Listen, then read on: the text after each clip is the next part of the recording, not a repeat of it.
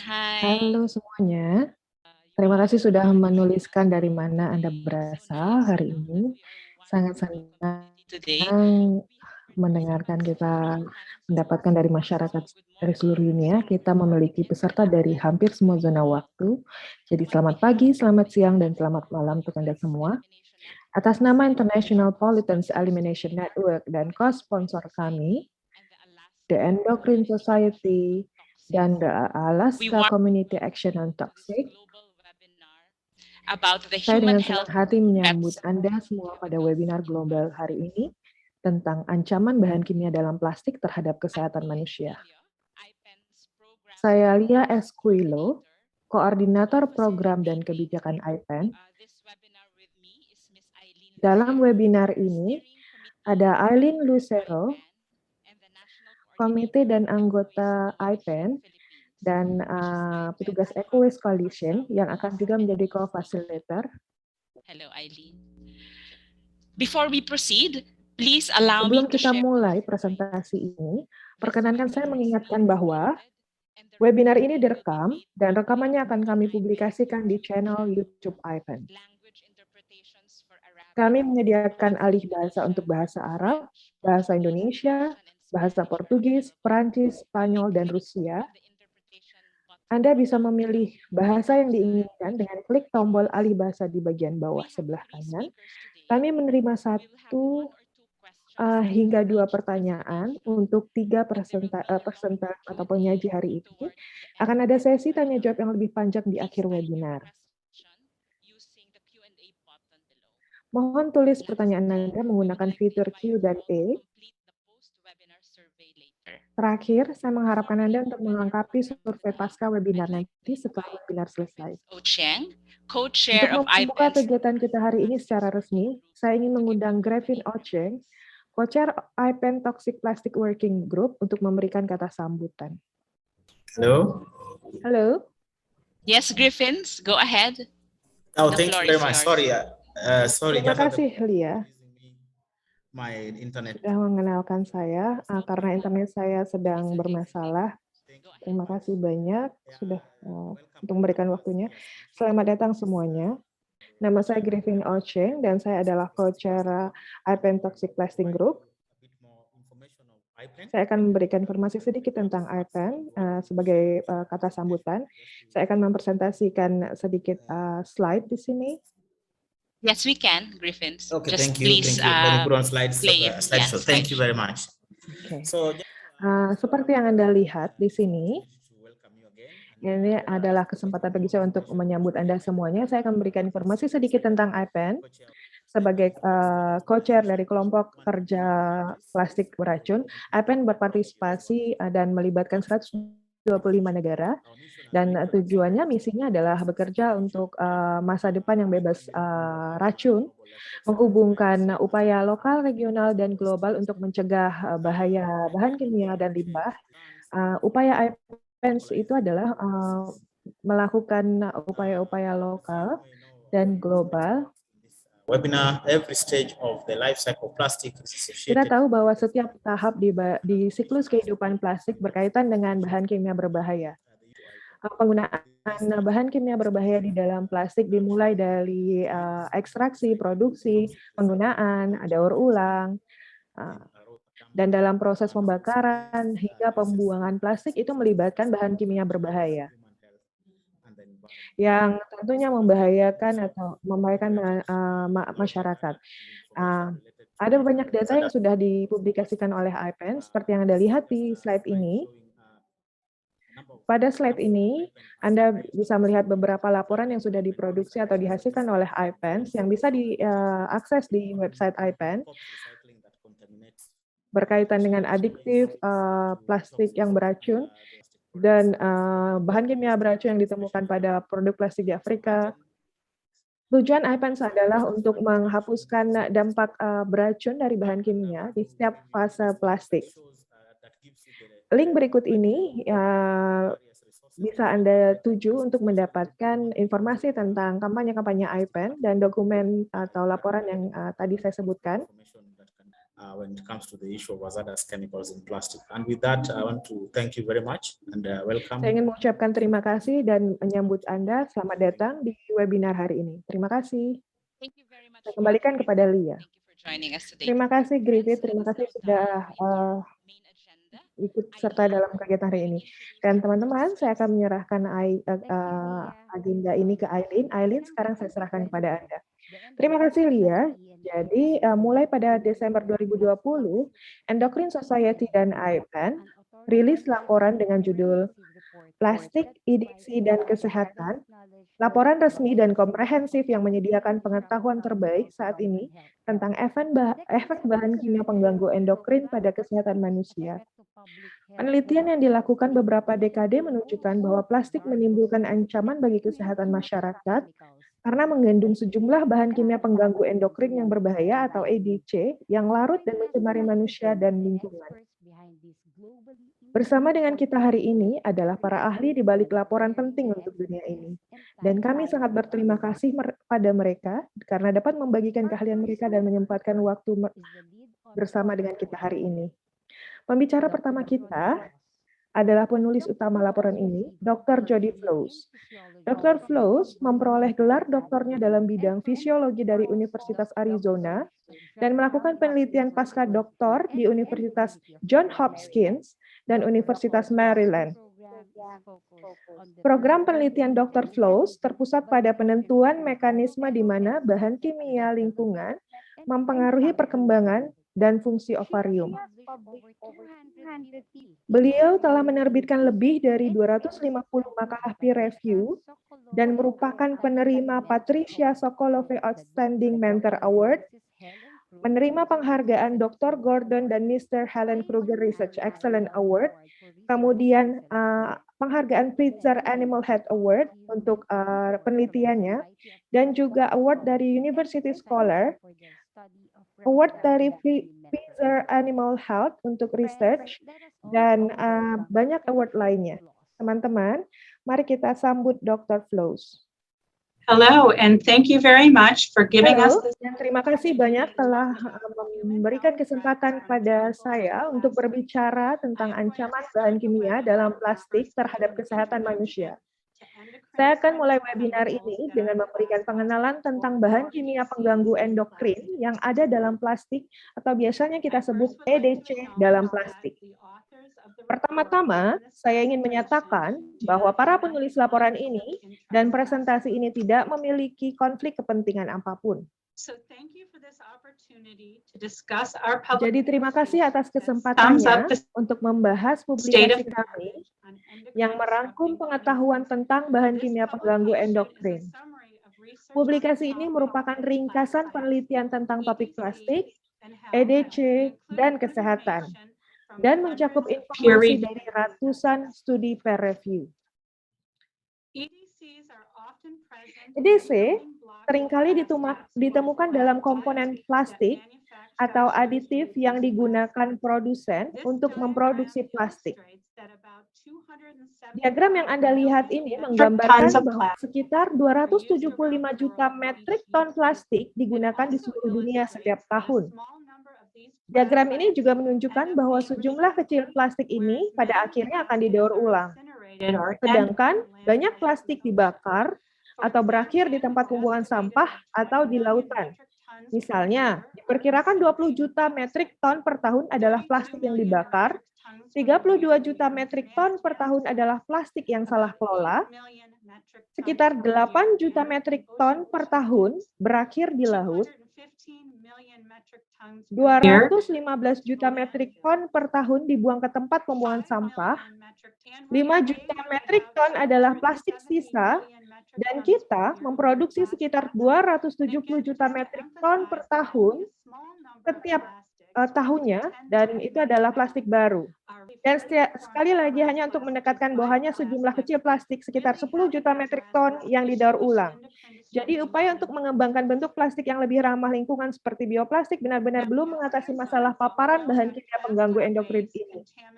Sekarang, akibatnya kita ketahui bahwa limbah plastik mencemari tanah, air, rantai makanan, sehingga manusia dan hewan terpapar kontaminan limbah plastik ini sehari-hari. Kita juga tahu dari data tentang produksi bahan kimia bahwa produksi plastik dan bahan kimia akan meningkat. Jadi grafik ini menunjukkan produksi plastik dari 1950 yang diperkirakan hingga tahun 2050.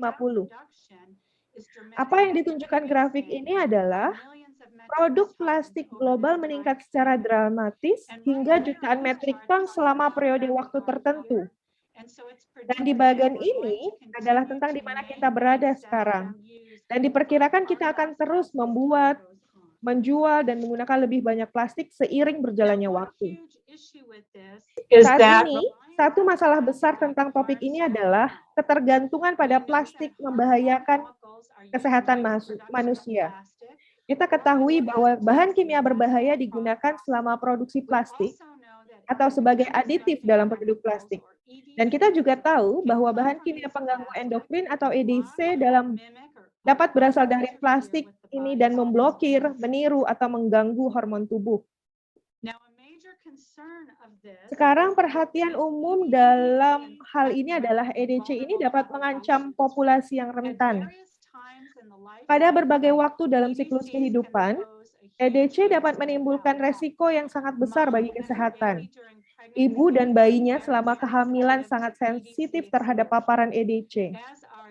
Begitu juga anak-anak kecil dan anak-anak yang sedang mengalami pubertas. Kita juga tahu bahwa penduduk yang berusia tua rentan terhadap paparan EDC. Masalah lainnya adalah kita tahu bahwa efek EDC ini berasal dari plastik dapat berdampak pada banyak generasi, dan beberapa efeknya dapat diturunkan bahkan dari nenek ke ibu, ke anak perempuan dan anak laki-laki, hingga ke anak-anak mereka, dan seterusnya. Sekarang, banyak EDC yang ada di dalam plastik ini telah dikaitkan dengan berbagai gangguan reproduksi, kanker, diabetes, obesitas, dan gangguan neurologis. Jadi skema ini hanya memberikan beberapa contoh penyakit atau kondisi yang kita ketahui terkait dengan paparan EDC dari EDC itu sendiri dan plastik.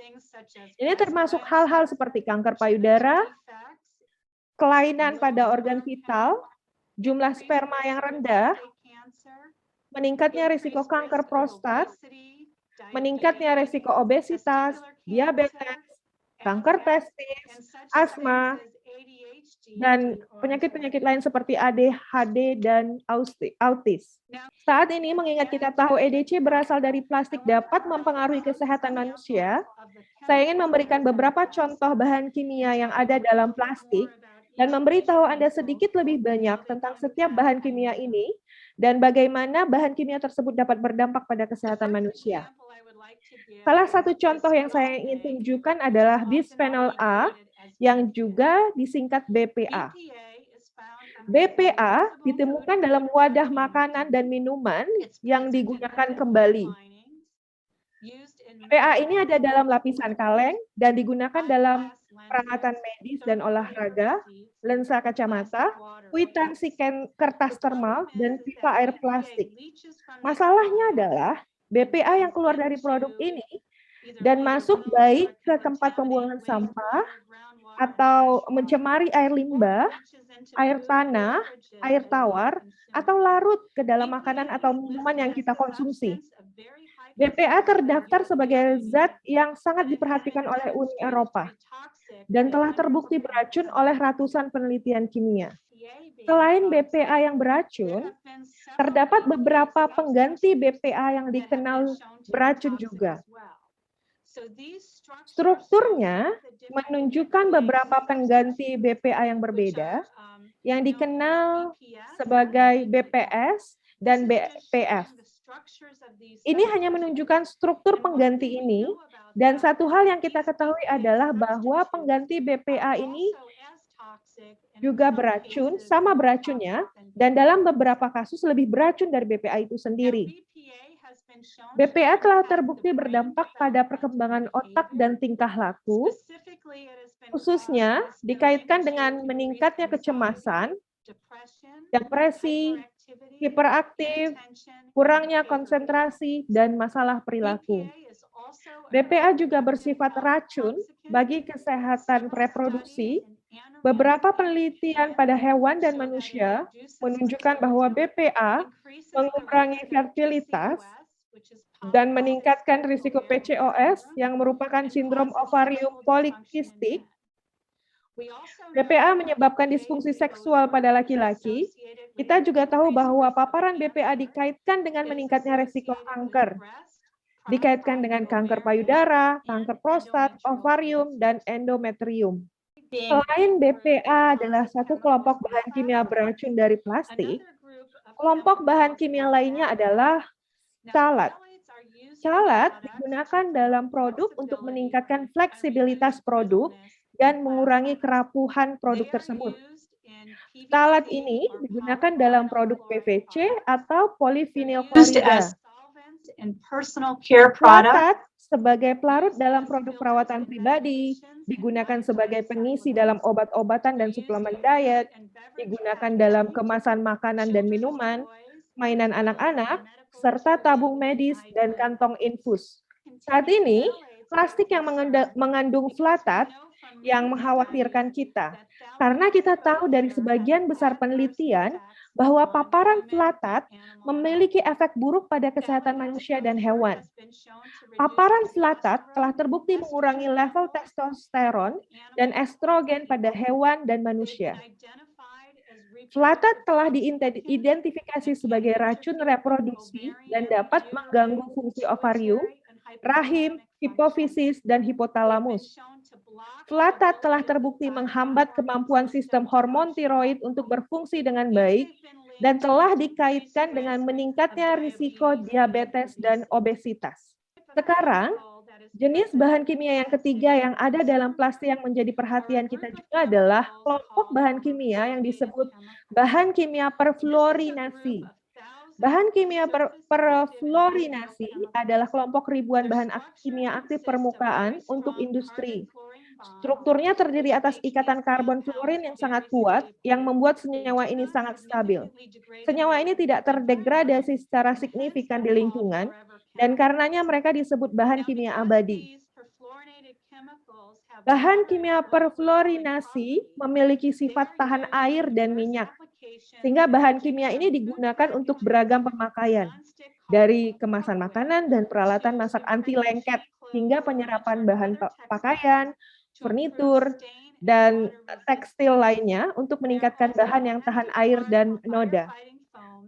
Bahan kimia ini juga menjadi bagian dari busa pemadam kebakaran yang telah mencemari tanah di dekat lapangan militer dan sipil serta area latihan kebakaran. Bahan kimia perfluorinasi juga digunakan dalam berbagai pembungkus kontak makanan, pelumas, perawatan karpet, cat, dan peralatan masak. Dan beberapa bahan kimia perfluorinasi digunakan untuk membuat polimer politetrafluoretilena yang juga dikenal sebagai Teflon.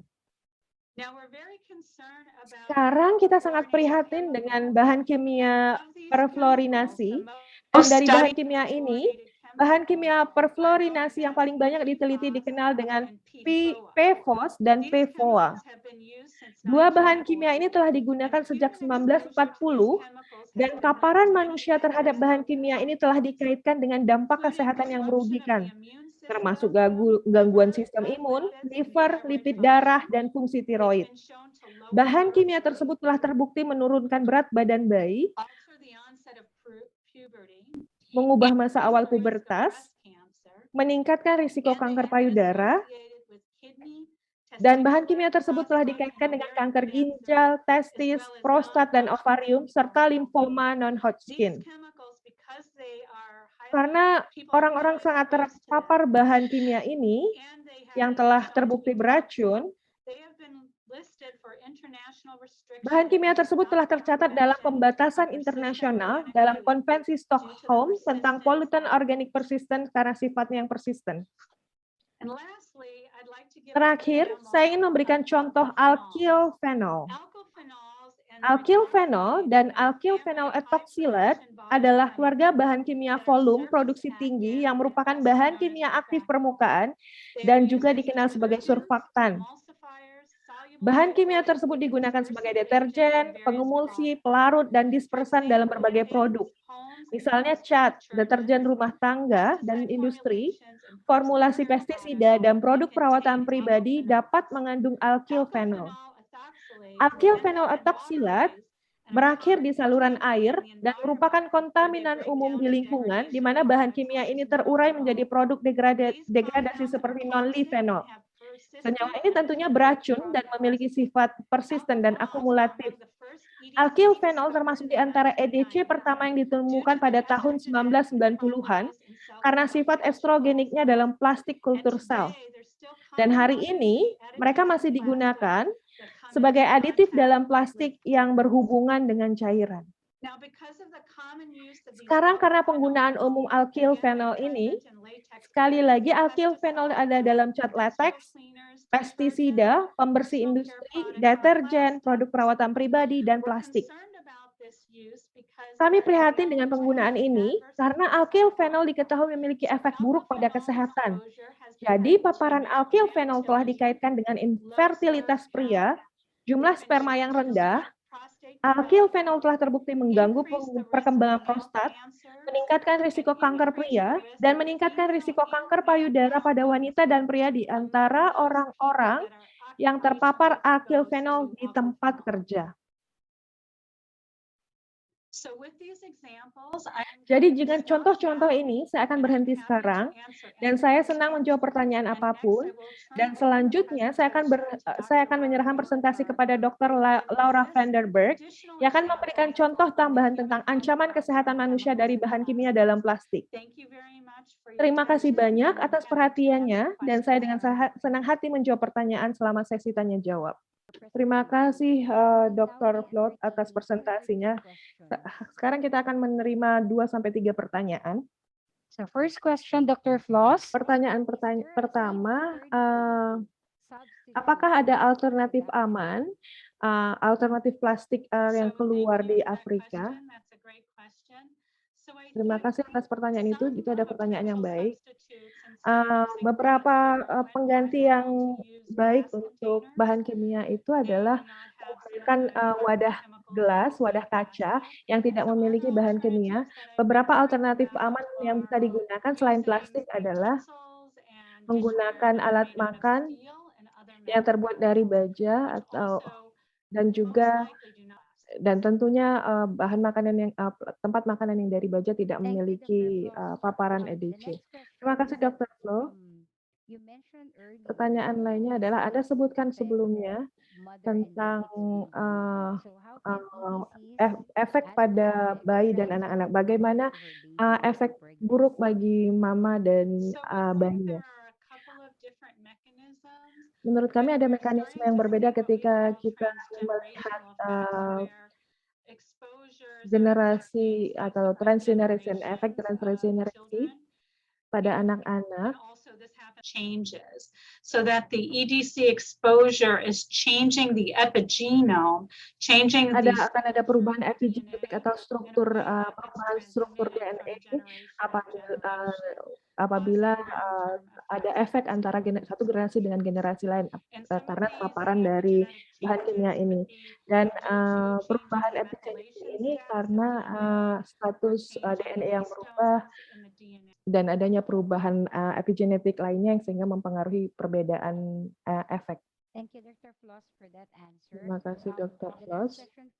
Is that you mentioned that is there any safe alternative substitute to BPA?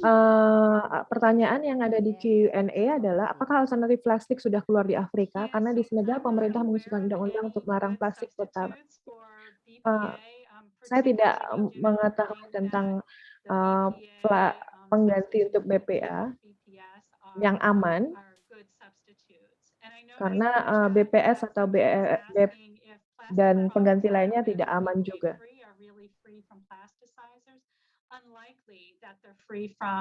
plasticizers. Some of them have BPA alternatives in them, such as Ada beberapa yang memiliki alternatif pengganti BPA untuk plastik. Beberapa juga menggunakan senyawa lainnya. they are dangerous, but Uh, most likely they are plasticizers. Okay, thank you, Dr. Floss.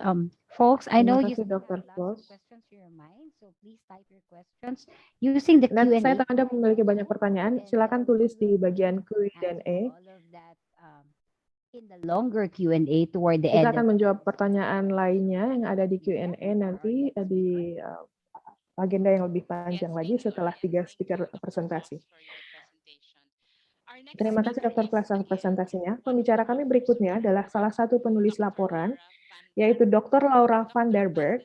Dr. van der Berg adalah seorang profesor Departemen Ilmu Kesehatan Lingkungan di Universitas Massachusetts Amherst developmental biologist dan wakil dekan bidang akademik sarjana di Sekolah Ilmu Kesehatan dan Kesehatan Masyarakat, terlatih sebagai ahli biologi perkembangan dan ahli endokrin. Penelitian laboratorium Dr. van der Berg meneliti efek bahan kimia pengganggu endokrin pada fungsi dan penyakit kelenjar susu dan penyakit sensitif hormon lainnya.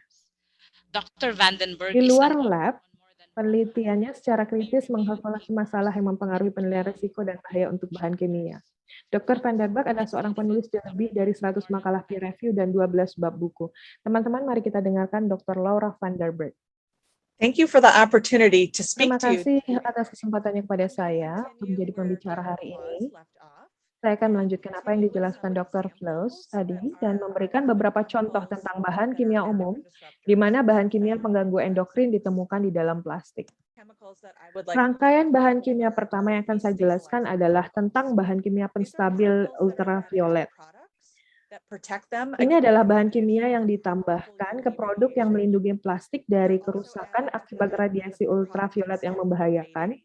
Bahan kimia ini juga ditambahkan untuk mencegah produk plastik menjadi pudar atau rusak, atau untuk mencegah korosi dan meminimalisir kabut saat digunakan. Karena itu, bahan ini biasanya ditemukan pada plastik yang digunakan konsumen dalam cat dan bahan bangunan. Penstabil UV ini juga ditambahkan pada produk perawatan pribadi, termasuk sebagian besar tabir surya pada umumnya.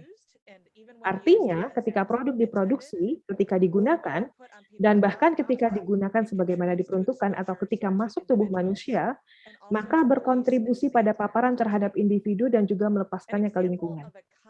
Satu contoh dari penstabil ultraviolet umum ini adalah UV328.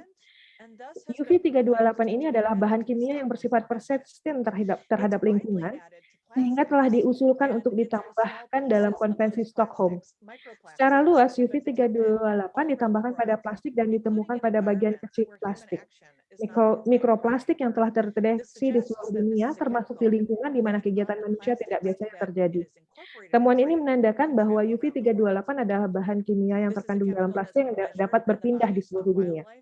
UV328 ini adalah jenis bahan kimia yang telah diukur dalam tubuh satwa liar dan manusia, termasuk air susu ibu, dan adanya bukti yang menunjukkan perilaku anti-androgenik dalam kultur sel. Kelompok bahan kimia lainnya adalah brominated flame retardants atau penghambat api brominasi. Plastik bersifat mudah terbakar. Menurut kita masuk akal plastik mudah terbakar karena memang terbuat dari minyak bumi. Sehingga aditif penghambat api ditambahkan pada plastik dan produk rumah tangga lainnya sebagai suatu cara untuk mengurangi sifat plastik yang mudah terbakar. Beberapa aditif ini adalah brominated flame retardant dan beberapa jenisnya telah tercakup dalam Konvensi Stockholm. Karena penghambat api brominasi bersifat persisten dan bioakumulatif dan juga beracun. Karena penghambat api brominasi itu sebenarnya tidak terikat pada plastik, BFR ini dapat dilepaskan dari produk plastik tersebut dan kemudian terlepas ke lingkungan. Artinya, manusia terpapar melalui inhalasi, menelan debu yang mengandung bahan kimia ini, dan juga menelan makanan dan minuman yang terkontaminasi. Penghambat api brominasi ditemukan pada casing elektronik, tekstil, busa furnitur, pelapis lainnya termasuk karpet, dalam bahan bangunan, Many plastic children's toys dan banyak mainan anak-anak berbahan plastik. Dan karena sebagian besar plastik pada akhirnya didaur ulang, maka plastik yang sejak awal mengandung penghambat api brominasi akhirnya akan terdapat di dalam plastik daur ulang. Terdapat dokumentasi penghambat api brominasi yang memiliki efek kesehatan baik bagi manusia maupun marga satwa. Paparan terhadap penghambat api brominasi berkaitan dengan perubahan hormon tiroid. Hormon tiroid sendiri sangat penting untuk perkembangan otak. Ini berarti paparan terhadap penghambat api brominasi dapat berkontribusi pada berubahnya perkembangan saraf. Bukti yang kuat juga menunjukkan bahwa penghambat api brominasi dapat mempengaruhi perkembangan reproduksi perempuan dan laki-laki dan perkembangan organ reproduksi. Tentunya ada bahan kimia pengganggu endokrin yang telah ditemukan dalam plastik, dan kita belum membahas semuanya dalam diskusi kita hari ini. Saya hanya ingin menyorot satu kelompok bahan kimia lagi yang berhak mendapat perhatian kita, yaitu logam berat, termasuk timbal dan kadmium. Timbal dan kadmium adalah logam berat yang ditambahkan ke plastik karena digunakan sebagai pigmen, penstabil, dan katalisator. Artinya, dua jenis logam berat ini dapat ditemukan dalam mainan anak-anak, karpet, dan elektronik, dan bahkan plastik yang lentur. Timbal diketahui bersifat neurotoksin. Tidak ada dosis aman, tidak ada tingkat paparan timbal yang aman untuk anak-anak. Kadmium diketahui bersifat racun bagi ginjal, yang juga dapat menyebabkan demineralisasi tulang. Bahkan pada dosis rendah, nyatanya, mungkin terutama pada dosis rendah, logam berat ini dapat mempengaruhi endokrin, termasuk level hormon dalam tubuh. Logam berat ini dapat berkontribusi meningkatnya infertilitas dan juga kanker hormonal. Jadi dengan waktu yang tersisa, saya ingin memberi Anda beberapa pemikiran tentang ajakan untuk bertindak, tentang apa yang bisa kita lakukan. Saya harap semua yang kami presentasikan pada hari ini memberikan kesan pada Anda bahwa topik ini adalah topik yang penting untuk dibahas. Ada kehidupan nyata yang telah dialami oleh orang dan populasi marga satwa yang terpapar bahan kimia pengganggu endokrin yang terlepas dari plastik. Karena produksi plastik terus meningkat secara global, itu berarti kita akan terus mengalami paparan terhadap bahan kimia. Kita akan terus mengalami paparan terhadap bahan kimia pengganggu endokrin dan juga bahwa kita dapat menduga bahwa masalah terkait dengan paparan ini akan terus memburuk. Tidak ada cara berkelanjutan untuk mengatasi limbah plastik, termasuk semua aditif bahan kimia yang berkontribusi dalam produksi plastik. Ini artinya pencegahan itu adalah jawabannya. Dr. Flaus telah menunjukkan grafik ini yang menunjukkan di mana kita saat ini dalam produksi plastik global dalam hal jutaan metrik ton plastik yang diproduksi setiap tahunnya. Grafik ini tentunya juga memprediksi produksi plastik kita selama beberapa dekade mendatang. Apa yang perlu terjadi adalah ini harus dilakukan. Kita harus mengurangi produksi plastik kita.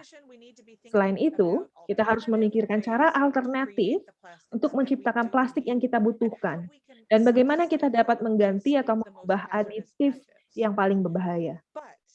Namun, semua gagasan tentang substitusi dan penggantian ini perlu mempertimbangkan fakta bahkan plastik yang tidak berasal dari bahan bakar fosil yang dipompa dari dalam bumi seringkali mengandung aditif kimiawi, termasuk bahan-bahan seperti penstabil ultraviolet dan pigmen dan pewarna, dan bahwa aditif inilah yang sangat kita perhatikan. Jadi apa yang dapat kita lakukan di tingkat nasional? Pemerintah harus mempertimbangkan untuk memberlakukan kebijakan yang akan meminimalkan paparan bahan kimia pengganggu endokrin. Meminimalisir EDC akan melindungi para pekerja yang terpapar selama produksi plastik. Kebijakan ini tentunya akan melindungi orang-orang yang rentan akan paparan, termasuk anak-anak yang sering terpapar bahan kimia bahkan sebelum mereka lahir. Dan kebijakan ini juga akan melindungi dari hilir, efek yang kita telah dokumentasikan pada marga satwa dan lingkungan. Kami percaya bahwa bukti telah cukup menunjukkan bahwa EDC harus dilarang dalam bahan plastik. Kami percaya orang-orang memiliki hak untuk tahu tentang apa saja bahan yang dimasukkan dalam produk yang mereka gunakan, dan oleh karena itu perlu adanya label dan transparansi tentang bahan kimia yang dimasukkan dalam produk tersebut. Kami percaya bahwa solusi berbasis masyarakat dapat digunakan untuk mempromosikan perusahaan yang ingin beralih dari penggunaan bahan paling berbahaya ke bahan yang lebih berkelanjutan. ada perusahaan yang berpartisipasi dalam gerakan seperti ini. Dan kami perlu memastikan, kita perlu memastikan bahwa perusahaan-perusahaan ini tidak mengubah penggunaan satu bahan kimia ke bahan kimia lainnya. Tindakan demikian disebut penggantian atau substitusi yang patut disesali dan harus dihindari. Pada tingkat individu, tentu saja kita berpikir bahwa perubahan benar-benar perlu terjadi di tingkat tinggi, bahwa tindakan regulasi itu dibutuhkan agar mampu melindungi konsumen dan marga satwa dan lingkungan di mana kita berada. Jadi apa yang dapat dilakukan secara individu adalah terlibat dengan pembuat keputusan untuk mulai berbicara baik kepada masyarakat setempat, daerah, sampai tingkat nasional. Sementara itu, kami telah melihat perubahan dalam tingkah laku konsumen dapat mengubah masyarakat pasar. Apabila masyarakat tidak ingin terpapar bahan kimia yang membuat mereka khawatir, maka tentunya mereka akan mengubah perilaku belanja mereka. Ada beberapa hal yang bisa Anda lakukan secara perorangan. Anda dapat misalnya menolak barang-barang sekali pakai, dan menghindari pemanasan atau memanaskan wadah plastik. Menghindari menggunakan wadah plastik untuk minuman atau makanan panas, menggunakan pembersih bebas bahan kimia di rumah, dan mencoba berbelanja produk-produk yang lebih baik. Jadi dengan demikian, saya akan menyimpulkan, saya hanya akan mengingatkan Anda tentang panduan yang sudah dirilis di akhir tahun 2020 yang tersedia gratis secara online, dan untuk mengakui dan mengucapkan terima kasih pada rekan penulis kami yang mengerjakan panduan ini, bersama dengan Dr. Flows yang bertindak sebagai penulis utama dan juga saya sendiri. Pada saat ini, saya dengan senang hati menjawab pertanyaan Anda tentang materi yang saya presentasikan, dan mungkin ada hal lain yang bisa saya bantu, terutama tentang bahan kimia pengganggu endokrin dan plastik. Terima kasih banyak Dr. Van der Berg.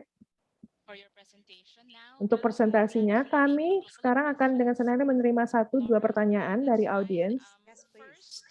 Yeah, first, we have a number of Indonesian participants now. Kita and, ada pertanyaan dari beberapa partisipan Indonesia. Indonesian researchers in collaboration Peneliti Indonesia berkolaborasi dengan peneliti Prancis menemukan ada beberapa kasus di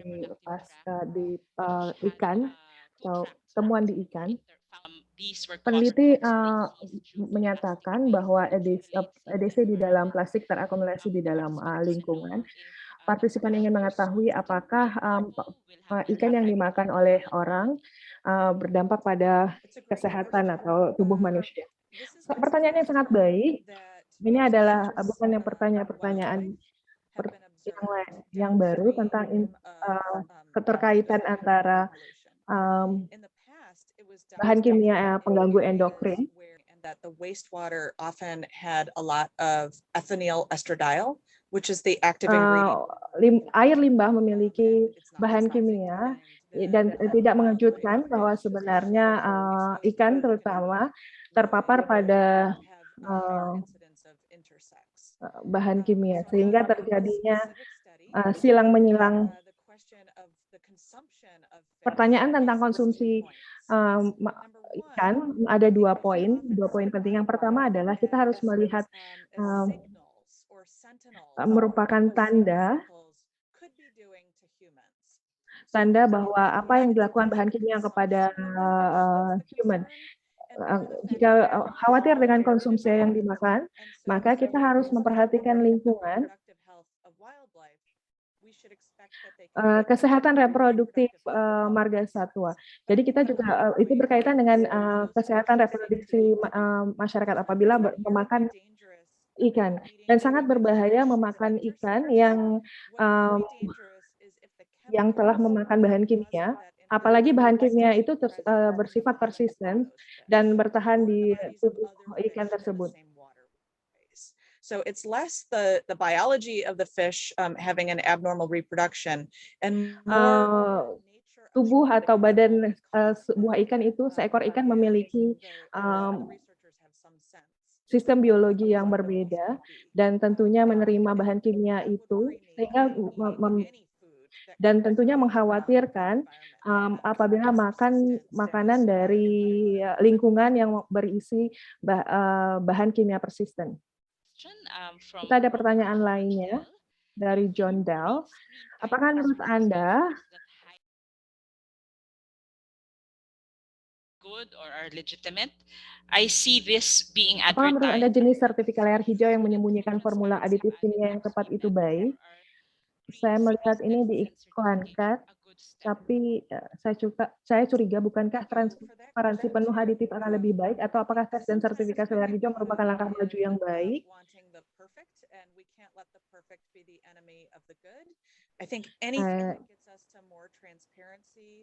Saya tahu bahwa transparansi atau segala sesuatu yang berkaitan dengan transparansi itu adalah hal yang baik, yang harus kita usahakan tentang transparansi berkaitan dengan toksisitas atau bahan baku dari produk itu, dan itu lebih baik.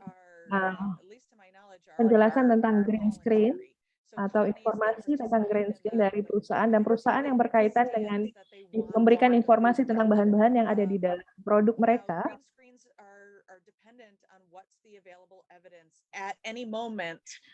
Green screen hanya berkaitan dengan komponen apa saja yang dimasukkan. Dan pengetahuan tentunya berubah setiap waktu.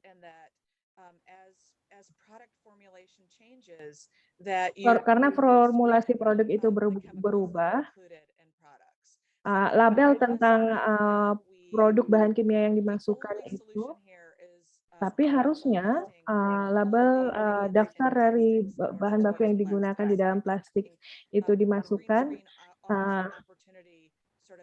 Green screen hanya memberikan kesempatan atau peluang, dan kita harus menerimanya dari perusahaan yang bersedia untuk melakukan itu, memberikan informasi tentang bahan dari plastik yang dibuat. Thank you for that, Laura, and thank you for the question also.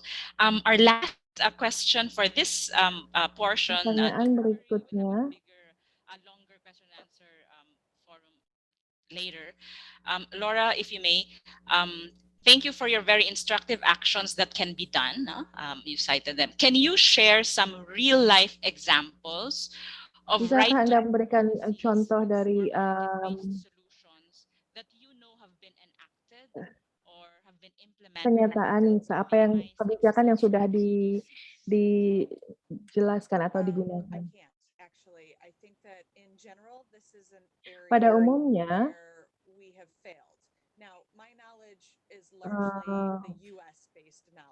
kalau berkaitan dengan pengetahuan saya berbasis pada Amerika Serikat, karena di sini tempat saya bekerja dan hidup. Di Amerika Serikat kami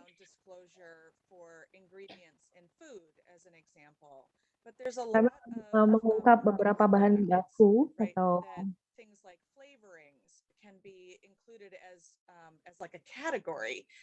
dan pengungkapan dari bahan baku dari sebuah produk itu tidak begitu baik.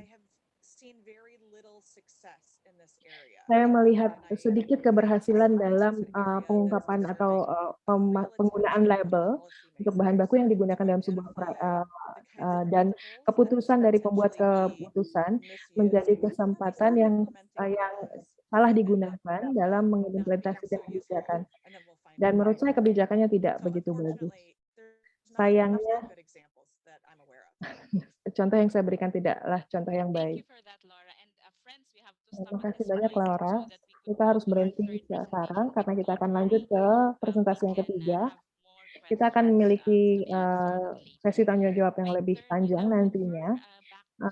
Kemudian saya akan kembalikan lagi ke Ailde untuk mengenalkan pembicara kita yang ketiga dan yang terakhir. Terima kasih, Lia. Narasumber terakhir kita yang sama pentingnya adalah Wakil Ketua IPEN yang tercinta, Pamela Miller. Pamela adalah pendiri Alaska Community Action on Toxic atau ACAT dan menjabat sebagai Direktur Eksekutif ACAT. Dia memiliki pengalaman lebih dari 35 tahun dalam penelitian, pendidikan, dan advokasi, dan bekerja dengan penuh semangat untuk keadilan lingkungan dan reproduksi, kesehatan, dan hak asasi manusia. Pamela terpilih pada tahun 2016 sebagai co-chair IPEN. Dia menjabat sebagai peneliti utama untuk proyek penelitian partisipatif berbasis masyarakat yang didanai oleh National Institute of Environmental Health Science Meritorious Service Pamela Award. menerima beberapa penghargaan, terutama dari Meritorious Service Award dari Universitas Alaska, dan adanya penghargaan Oles Murray Award dari Yayasan Konservasi Alaska sebagai pengakuan atas kontribusi profesional jangka panjangnya yang luar biasa untuk gerakan konservasi Alaska. Waktu dan tempat kami persilakan, Pamela. Well, greetings everyone. This is Pam Hai Miller. semuanya, saya Pamela Miller, melakukan presentasi dari Alaska, juga dari tanah tradisional dan tidak terikat milik masyarakat Dena'ina di Alaska. Saya memiliki hak istimewa untuk dapat menjawab sebagai co-chair IPAN, serta Direktur Eksekutif Alaska Community Action and Toxic. Terima kasih banyak semuanya telah bergabung dan salam untuk semuanya. Terima kasih kepada penyelenggara dan terima kasih saya ucapkan pada Jody dan Laura dari IPAN Society atas presentasi mereka yang luar biasa. Pada bulan Juli, ada laporan yang patut diperhatikan dari pelapor khusus PBB Marcos Orellana yang berbicara dan menyampaikan laporan tentang melaporkan tahapan siklus plastik dan dampaknya pada hak asasi manusia. Laporan ini patut diperhatikan karena banyaknya alasan. Karena laporan ini mengenali atau mengakui kebutuhan tindakan global untuk mengatasi krisis ini. Dan tidak hanya krisis yang tampak, tapi juga fakta bahwa masalah plastik ini adalah isu siklus hidup dari ekstraksi bahan bakar fosil hingga menggunakan dan membuang plastik dan bahan kimia dalam plastik. Laporan tersebut mengakui bahwa plastik berisi banyak aditif racun, lebih dari 10.000 menurut penelitian terkini. Dan juga yang paling penting, laporan tersebut mengakui perlindungan hak asasi manusia generasi sekarang dan masa depan yang tentunya terancam oleh toksisitas yang berkembang di bumi, menuntut masyarakat internasional untuk memutarbalikkan krisis plastik dan mendesak masyarakat internasional untuk bertindak. Dan ini adalah panggilan untuk bertindak dari beberapa pemimpin adat yang bekerja dengan kami di Arctic. Mereka bekerja bersama kami dengan melakukan penelitian tentang bahan kimia pengganggu endokrin di Kutub Utara.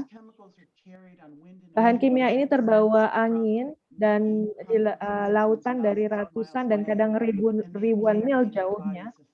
Dan bahan kimia tersebut menumpuk di tubuh ikan, margasatwa, dan orang-orang di Kutub Utara. Dan ini adalah panggilan untuk aksi berdasarkan penelitian berbasis masyarakat yang kami lakukan, yang menunjukkan temuan bahan kimia tingkat tinggi pada manusia serta hewan, juga plastik yang ditemukan pada hewan ini, burung laut, pada ikan paus, dan pada manusia.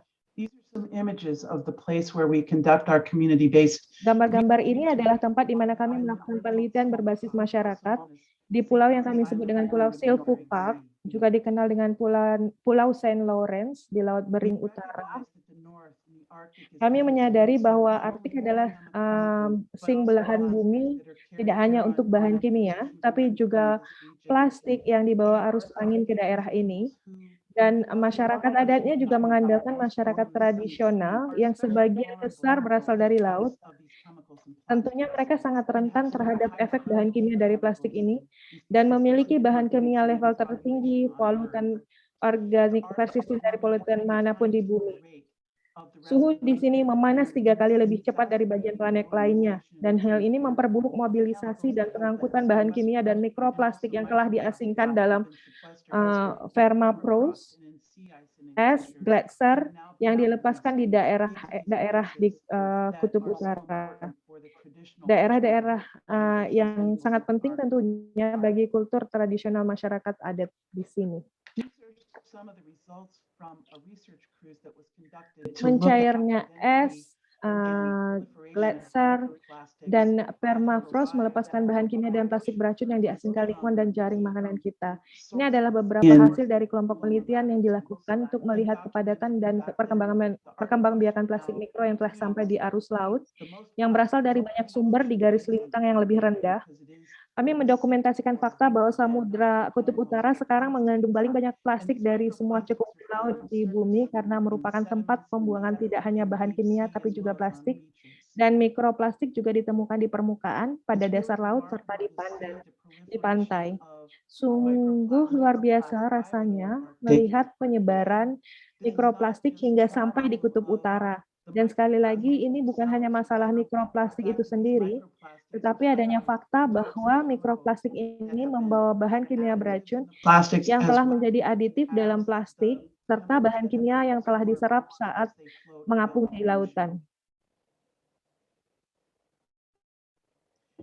these microplastics are found Mikroplastik ini ditemukan pada banyak marga satwa, dari ikan, ikan paus, termasuk sperma ikan paus, paus beluga, dan juga pada banyak burung laut.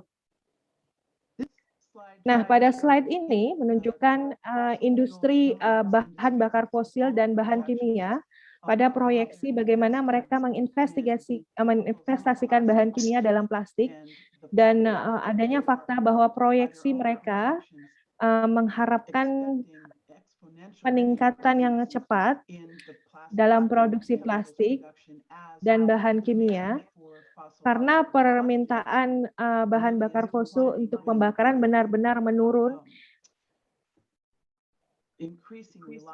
seiring dengan meningkatnya ketergantungan pada energi terbarukan.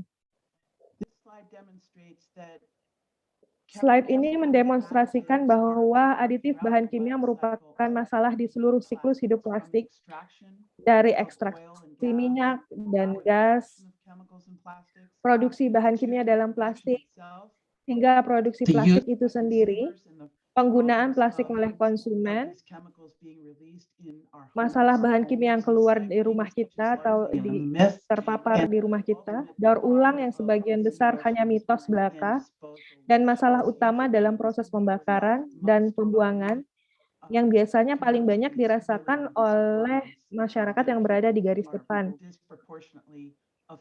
Dan tentunya secara tidak proporsional berdampak pada masyarakat miskin di negara-negara berpenghasilan rendah. Berikut ini adalah beberapa target kebijakan yang sangat penting yang telah diidentifikasi IPEN. Dan menurut saya, salah satu outcome penting dari laporan pelapor khusus PBB tersebut adalah bahwa bahkan dengan semua kesepakatan global ini tidak cukup untuk mengatasi masalah plastik global. Jadi memang kesepakatan ini sangat penting dan tentunya memiliki mekanisme juga penting untuk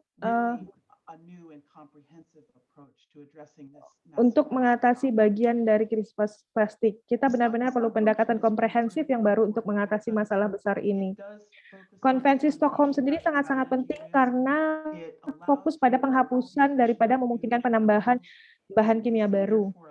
Oleh karena itu, Konvensi Stockholm adalah perjanjian hidup yang terus mengalir dan mengikat secara hukum, didasarkan pada prinsip kehati-hatian, dan tentunya sejauh ini 26 sistem pollutant organic persistent telah terdaftar untuk dihapuskan dengan pembatasan, dan ada 7 jenis untuk penghapusan pelepasan yang tidak disengaja seperti dioksin dan purin, dan beberapa bahan kimia yang telah terdaftar ini adalah bahan kimia berbahaya dalam plastik. Dan saya harus katakan bahwa sekarang ada 185 para pihak atau negara dalam Konvensi Stockholm, dan Alaska Community Action on Toxic sangat terlibat dalam Konvensi Stockholm karena masyarakat adat Kutub Utara memiliki beberapa bahan kimia dengan level tertinggi di dunia.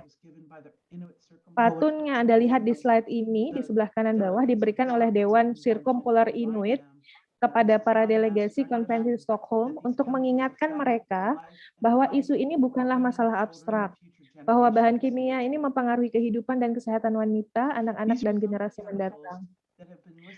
Berikut ini yang Anda lihat di sini adalah beberapa bahan kimia yang sudah terdaftar dalam Konvensi Stockholm yang merupakan aditif plastik. Salah satu zat yang sedang dipertimbangkan dan sedang dievaluasi oleh Komite Ahli Konvensi Stockholm adalah penstabil sinar ultraviolet yang disebut UV328. UV328 adalah aditif kimia produksi tinggi yang menyerap sinar UV di banyak jenis plastik. Nah, UV328 ini mengalami pengangkutan jarak jauh di lingkungan laut, dan Swiss mengusulkan UV328 untuk didaftarkan dalam Konvensi Stockholm. important precedent here that Yang this paling is a penting di quote from the sini ada kutipan dari Sekretaris Konvensi Stockholm. Katanya, mengingat penyebaran UV 328 dalam produk plastik, maka daftar UV 328 dalam Stockholm akan memperkuat peran Konvensi Stockholm sebagai instrumen utama tambahan bagi pemerintah di seluruh dunia untuk mengatasi krisis sampah plastik yang terus meningkat. Dalam penelitian terkini, UV 328 ditemukan pada burung laut di seluruh dunia. currently under evaluation by the Nah, ini Stockholm. adalah bahan kimia yang sedang dievaluasi oleh Komite Ahli Konvensi Stockholm. Bahan kimia yang disebut Decloran Plus. Decloran Plus adalah aditif tahan api volume tinggi dalam plastik yang digunakan dalam beragam produk konsumen, aplikasi industri, dan bahan kimia ini dipertimbangkan sebagai bahan kimia pengganti untuk DKBDE, bahan kimia tahan api lainnya. Norwegia mengusulkan untuk mendaftarkan bahan kimia ini dalam Konvensi Stockholm dan didistribusikan secara global termasuk wilayah terpencil seperti Kutub Utara atau di Antartika. DP ini telah terbukti memiliki dampak pada kesehatan manusia yang serius. Telah terdeteksi pada sampel manusia termasuk rambut, darah tali pusat, serum, dan ASI, dan memiliki berbagai efek samping. Bahan kimia lain yang sedang dievaluasi adalah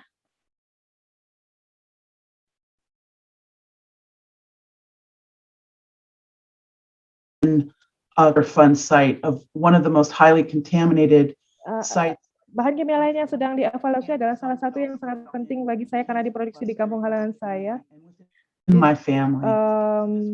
di Dover, Ohio, Amerika Serikat. Bahan kimia ini berasal dari situs Superfund, salah satu situs yang paling terkombinasi di negara ini dan juga menyebabkan klaster kanker di komunitas saya dan keluarga saya. Bahan kimia ini dianggap sebagai pengganti untuk bahan kimia yang terdaftar parafin terklorenisasi rantai pendek. Dapat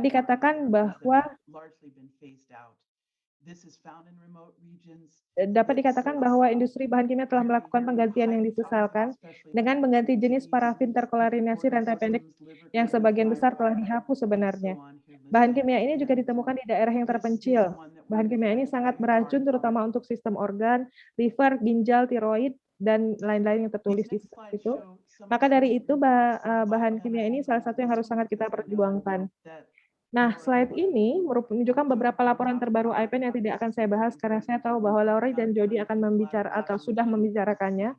Perlu diketahui bahwa laporan ini sangat penting dan hasil kerjasama dengan Endocrine Society. Laporan yang ini dirilis di bulan April lalu tentang polutan air di lautan dan perikanan. Dan menurut saya laporan ini sangat penting karena laporan ini menunjukkan bahwa paparan polutan lingkungan berdampak buruk pada kesuburan, perilaku, ketahanan, dan kelangsungan hidup spesies air.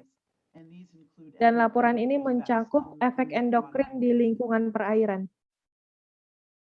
This was a report published in the journal Chemosphere, which shows the evidence Laporan about ini yang diterbitkan dalam jurnal Chemosphere yang menunjukkan bukti bahwa bahan kimia yang sama dilarang seperti dioksin dan furan ditemukan dalam produk plastik baru termasuk mainan yang berkontribusi menyebabkan paparan terhadap manusia, terutama anak-anak.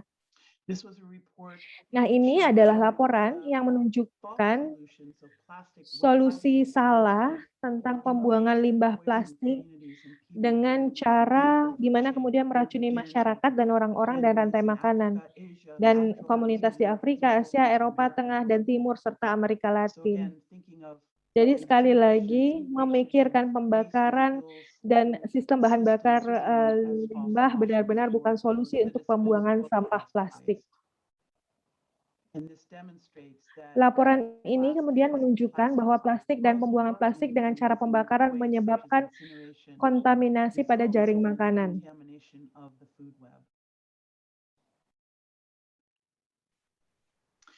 This was a report co-authored by Lee Bell and Shige Takada, again looking at the management hazards. Laporan ini yang ditulis bersama oleh Lee Bell dan Hideshi Takada melihat bahwa pengelolaan sampah plastik seperti daur ulang bahan kimia, plastik sebagai bahan bakar, dan daur ulang mekanis menunjukkan fakta bahwa metode pembuangan ini mengakibatkan kontaminasi yang meluas dan masalah kesehatan manusia.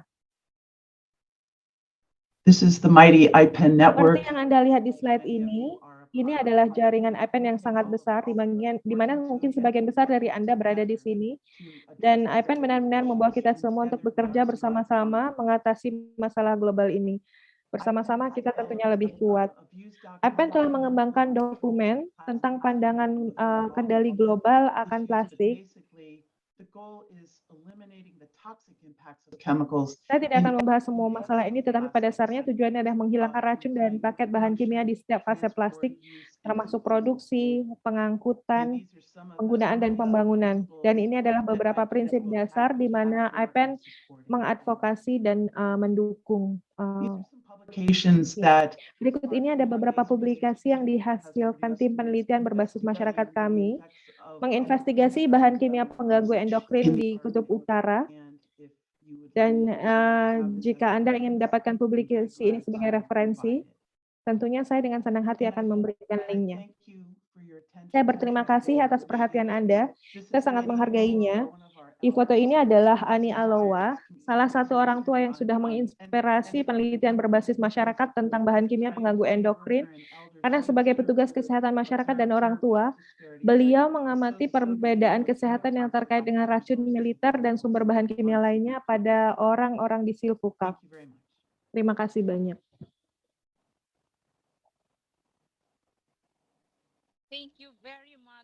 Terima kasih banyak untuk para pembicara kami yang terhormat. Terima kasih Jody, Laura, dan Pam. Virtual round of applause, friends. Mari kita memberikan tepuk tangan virtual, teman-teman. Terima kasih banyak. Kami sangat terhormat Anda semua dapat berbicara di webinar hari ini. Jadi teman-teman, kami sekarang membuka kesempatan bagi Anda semua untuk bertanya. Kami ingin meminta Laura dan Jody untuk mengaktifkan, dan Pamela untuk mengaktifkan video dan audio mereka untuk menjawab pertanyaan. Terima kasih untuk Pam, karena kami tahu Anda di mana. Dan terima kasih sudah hadir secara langsung hari ini.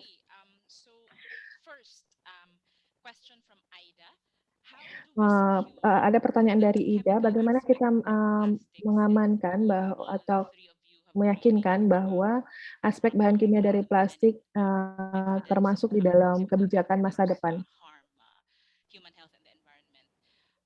How do we secure that the chemical aspect of plastics is included in the future policies?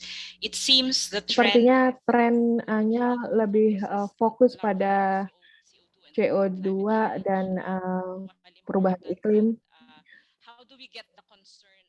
Bagaimana kita mendapatkan perhatian tentang bahan kimia dalam plastik? Who would like to take a first crack at that? How about you, Pam? Siapa yang ingin menjawab pertanyaan? Bagaimana Anda dulu, Pam? Yeah, Pam can start. Pam sits, friends, Pam, as mentioned by Eileen earlier, Pam sits in the POPROC, POPs Review Committee, and also monitors the many different. Karena seperti yang dijelaskan Eileen tadi, bahwa Pam duduk sebagai komite penilai. Terima kasih. Saya tidak akan menjawab secara lengkap, karena terima kasih banyak. Pertanyaannya sangat besar, sangat kompleks ketika berbicara tentang kebijakan. Pertama-tama kita harus mengambil tindakan di tingkat lokal dan nasional untuk mengetahui bahwa plastik sekali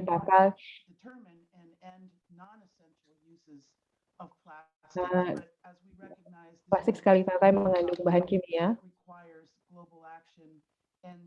sehingga membutuhkan tindakan global, dan mekanisme internasional yang saya sebutkan itu sangat penting. Saya tidak memiliki kesempatan untuk berbicara tentang Konvensi Stockholm. Of toxics in plastics. The Stockholm Convention is an important mechanism. Konvensi Stockholm adalah mekanisme yang penting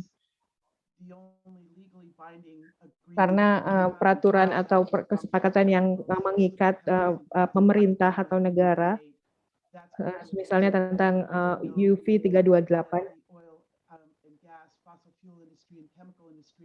and plastics industry is fighting very hard against that listing. So we really have Karena beberapa perusahaan minyak dan gas dan perusahaan plastik sangat menentang kebijakan konvensi Stockholm tentang UV 328 dan perusahaan industri menentang tentang daftar konvensi Stockholm tentang UV 328. Perlunya tindakan atau pendekatan yang lebih komprehensif untuk mengatasi masalah ini.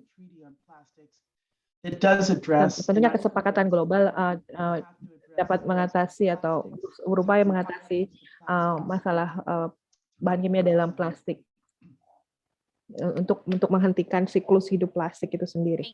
Thank you, Pam. Terima kasih, Pamela. You just told me for your great answer. Thank you. Anything to add, Laura? Meskipun tidak begitu mengena, mungkin Laura akan menambahkan ketika kita berbicara tentang kebijakan, salah satu tempat yang kita harus fokus pada satu bahan kimia pada satu waktu, sehingga ketika berkaitan dengan kebijakan itu harus membahas tentang satu bahan kimia terlebih dahulu.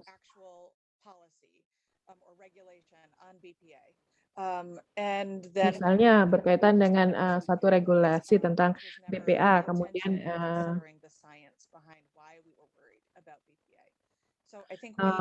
satu kebijakan tentang BPA dan pengganti bahan kimia BPA, bahan kimia pengganti BPA, solusinya adalah fokus pada tindakan dari bahan kimia itu, bukan identitas individual bahan kimia tersebut. So I will just add one thing. So I want to put myself satu hal. I think when we're thinking about policy, we need to not only think Ketika kita about berbicara tentang kebijakan, kita harus memikirkan tentang campuran dari bahan kimia tersebut. EDC work has been focused on Dan exposures kita during harus memikirkan tentang rentang hidup bahan kimia. Berbicara tentang EDC, sangat penting untuk memahami atau mengetahui bahwa paparan EDC itu mempengaruhi masalah menopause, pubertas, kemudian usia, dan berbicara tentang kebijakan, kita harus melihat rentang atau jangka hidup dari paparan I did want to bahan kimia add tersebut. one thing, and I Saya totally ingin menambahkan satu with Laura lagi yang saya is sangat needed at all. setuju dengan Laura tentang In pendekatan the chat, no satu bahan kimia. states are taking action Di to beberapa negara bagian mengambil tindakan dalam menghapuskan bahan kimia dalam produk tertentu PFAS and seperti firefighting foams and food packaging, PFOS dan textiles. PFOA sebagai pengganti BPA, dan tekstil dulunya menggunakan itu. Dan tentunya pendekatan lokal itu sangat penting untuk internasional. Terima kasih banyak. Aileen, apakah Anda punya pertanyaan untuk panelis? Question came from Vito. It's for Pertanyaan datang dari Vito untuk Dr. Van der Kolk. Plastics don't really functions without toxic chemicals based on your presentations. Can Terlihat plastics work sepertinya without plastik tidak benar-benar berfungsi tanpa bahan kimia beracun. Bisakah plastik bekerja tanpa stabilator UV yang beracun atau aditif lainnya? the plastic Atau it- apakah kemudian masalah jika plastik itu tersendiri daripada, bukankah masalahnya ada plastik itu sendiri, bukan aditif? Dan saya pikir itu masuk di akal dan tentunya menjadi masalah.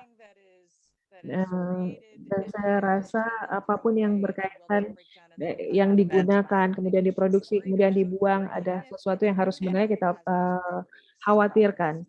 Meskipun itu berbasis lingkungan. Kita harus memikirkan matang-matang tentang limbah. Tapi tentunya ada yang harus kita belajar, ada pembelajaran yang kita dapatkan yang berkaitan dengan plastik.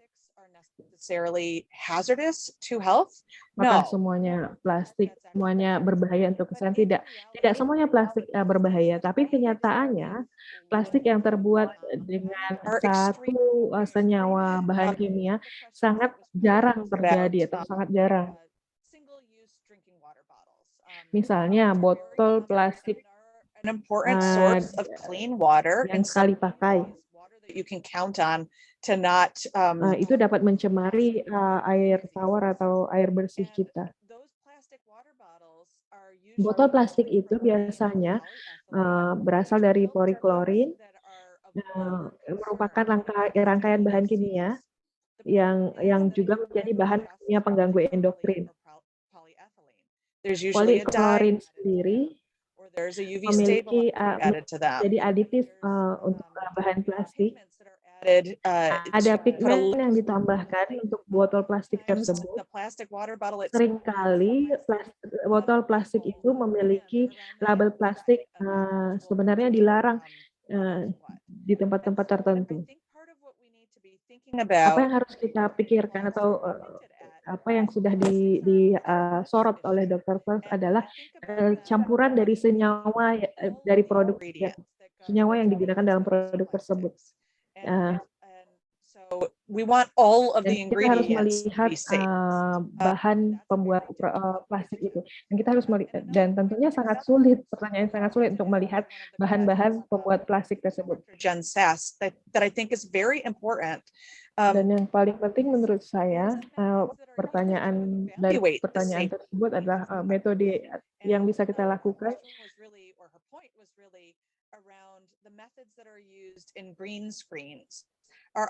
Metode berkaitan dengan green screen yang tadi untuk mengevaluasi toksisitas tergantung pada pedoman label yang dituliskan di dalam bahan-bahan yang pembuat plastik.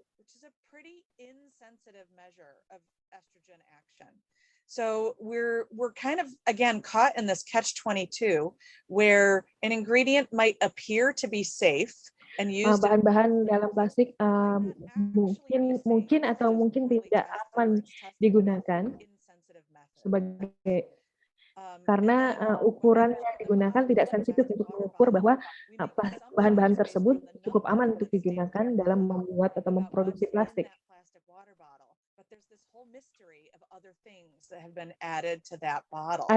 Ada misteri dalam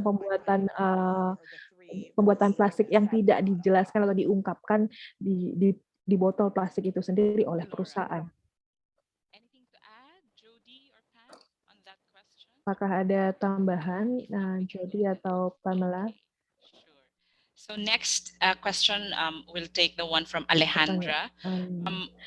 Berikutnya saya akan dapatkan pertanyaan dari Alejandra. Dia ingin tahu tentang plastik pada dampak plastik pada lautan.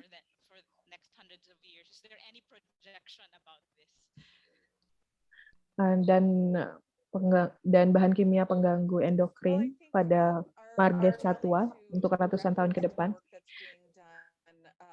Berdasarkan penelitian yang sudah dilakukan tentang polusi plastik berat adalah pada ikan.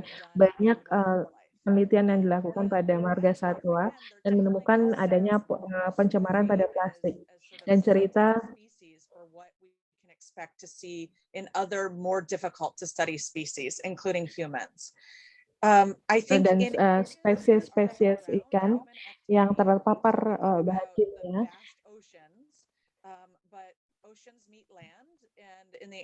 dan luasnya lautan tentunya juga dikelilingi oleh daratan. Dan tidak hanya lautan yang terkena paparan atau terkena polusi, tapi juga daratan. Aditif pada plastik ada misalnya stabilizer UV.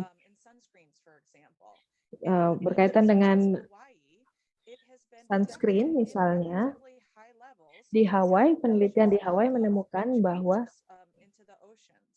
tabir surya yang dipakai di pantai, kemudian terlepas ke lautan, dan memang memiliki konsentrasi rendah, tapi berdampak pada koral,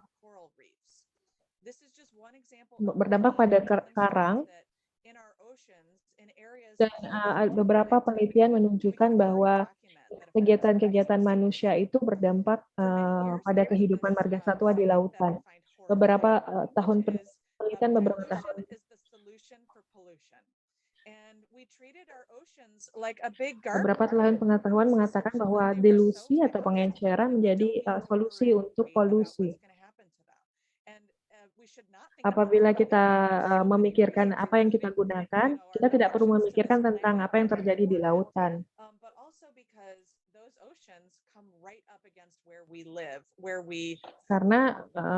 Karena lautan itu sebenarnya apa yang terjadi di lautan juga berasal dari kita yang berada di daratan. Dan tentunya kembali lagi ke kita dan mempengaruhi kita kembali. Terima kasih, sangat kuat, pernyataan yang sangat kuat, Laura. Penelitian yang Anda sebutkan, apakah acuan dari laporan Anda? Oh, itu pertanyaan yang bagus. Jadi apakah kita berbicarakan tentang warga satwa? Kita tidak membahas itu, kita membahas tentang kesehatan manusia, kita membahas sedikit tentang warga satwa di lautan, tapi tidak seluruhnya. Mungkin di domain yang lain.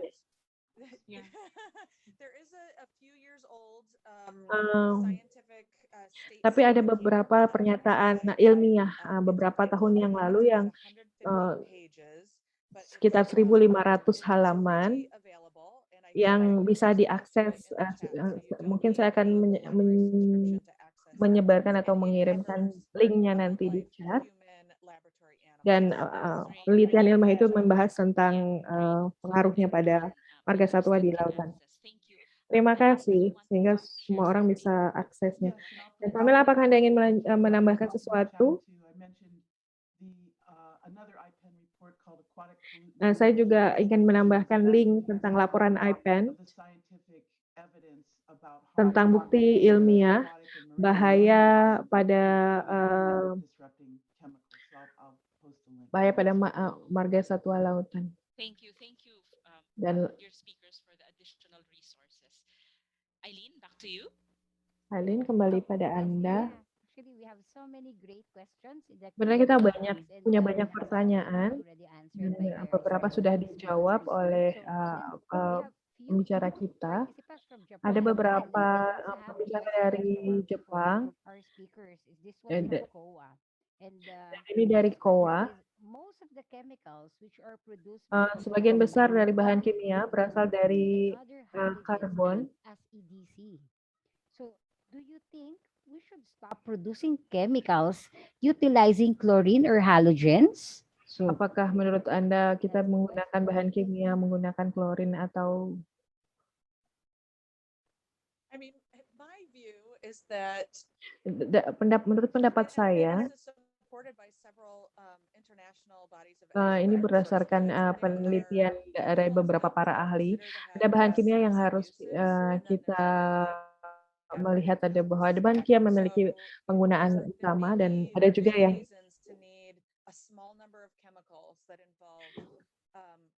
kita harus melihat jumlah kecil dari penggunaan karbon. Dan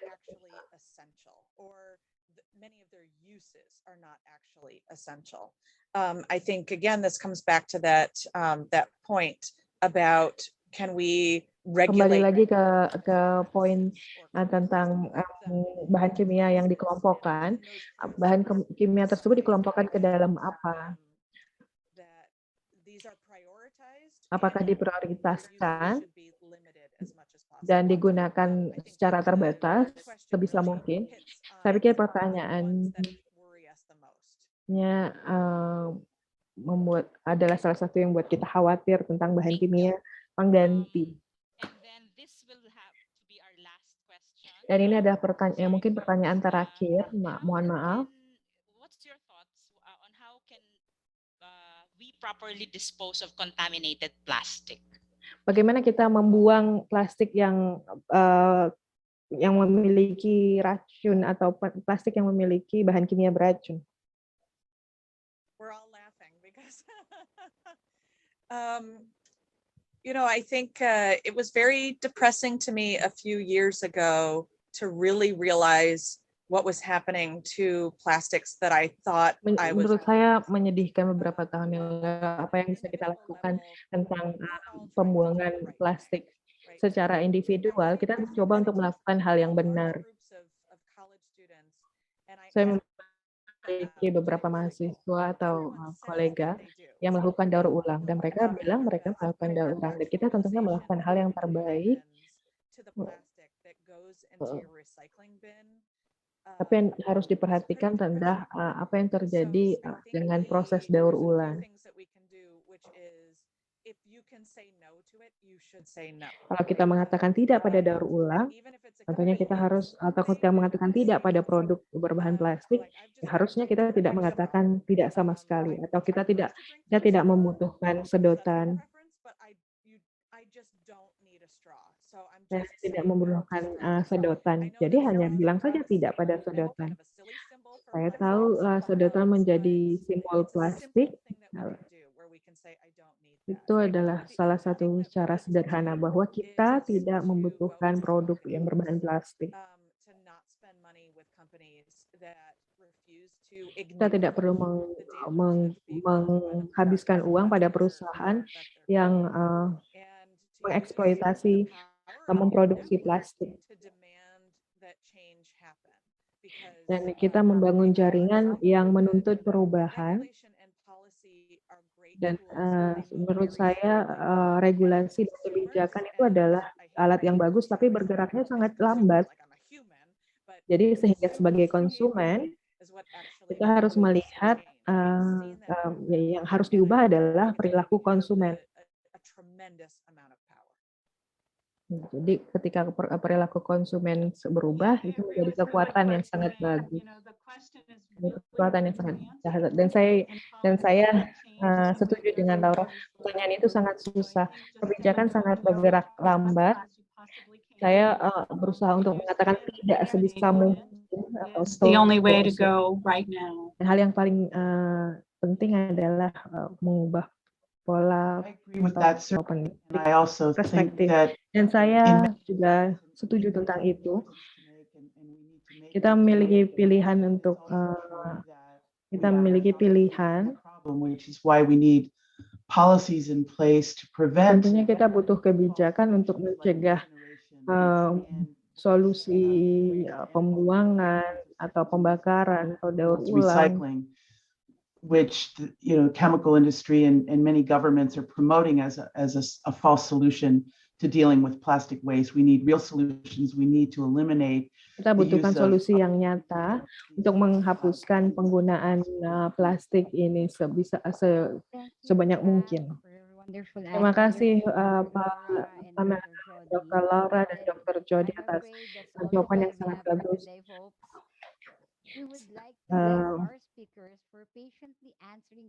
Nampaknya waktu kita sudah habis untuk webinar ini, teman-teman. Saya ingin mengucapkan terima kasih kepada pembicara kami yang sudah menjawab semua pertanyaan dengan sabar hari ini. Dan untuk menutup kegiatan ini secara resmi, mari kita persilakan Griffith sekali lagi untuk menyampaikan kata penutup. Griffith, terima kasih banyak semuanya, Dr. Laura, Dr. Jody, dan Pamela. Sangat senang melihat Anda semua di sini, dan terutama moderator kami.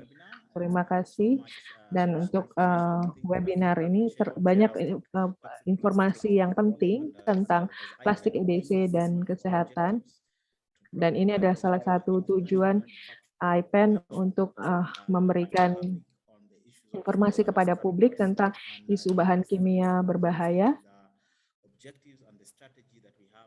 Dan ini menjadi strategi dan tujuan kami untuk memberikan informasi tentang plastik. Terima kasih banyak semuanya. Tidak akan mengambil waktu sangat panjang. Saya akan menyambut Anda lagi pada webinar lain kali. Dan saya sangat senang pada penyelenggara dan IPEN untuk mengambil isu ini, dan terima kasih banyak. Kembali lagi kepada Lia Anda. Yes, thank you Griffins, and again thank you to Terima our kasih esteemed Griffith, dan speakers, terima and kasih to pada our pembicara guests, kita, and terima also kasih pada to the hadirin, translators. We terima are kasih pada para translators penerjemah. Kami memiliki really beberapa catching penerjemah up, no, with all the discussions we had today. And thank you yang to the benar-benar support bersentuhan staff dengan diskusi hari ini. Terima kasih pada staf yang mendukung untuk webinar dari dan terutama dari Eco Waste Coalition. Terima kasih banyak. Jangan lupa untuk melengkapi survei pasca webinar yang muncul di layar Anda setelah kegiatan ini berakhir. Terima kasih semuanya dan sampai bertemu lagi.